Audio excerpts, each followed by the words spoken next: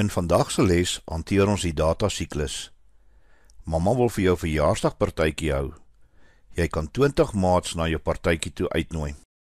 Mamma wil verskillende geure koeldrank aankoop. Die probleem is dat sy nie weet wat jou maats se gunsteling geur koeldrank is nie.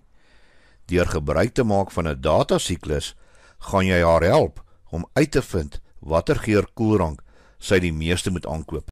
Die eerste stap is om 'n vraag te vra oor die probleem wat ons moet oplos. Die vraag kan byvoorbeeld wees: wat is my maats se gunsteling geur koeldrank?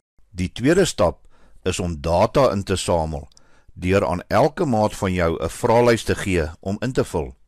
Die vraelys kan byvoorbeeld soos volg lyk: naam van jou maat, dan 'n vraag, maak 'n regmerkie by jou gunsteling geur koeldrank, jy mag net een geur kies.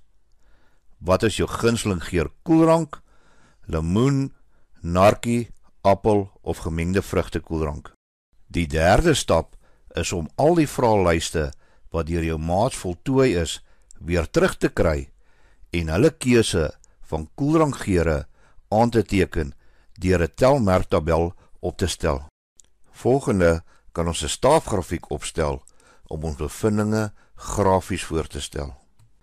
Die laaste stap in ons datasiklus is om die staafgrafiek se inligting te interpreteer. Die staafgrafiek wys duidelik dat die appelgeur koeldrank die gewildste is onder die maats.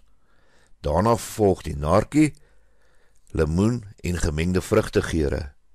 Hierdie inligting gaan definitief vir mamma help om die regte hoeveelheid geur koeldranke vir die partytjie aan te koop.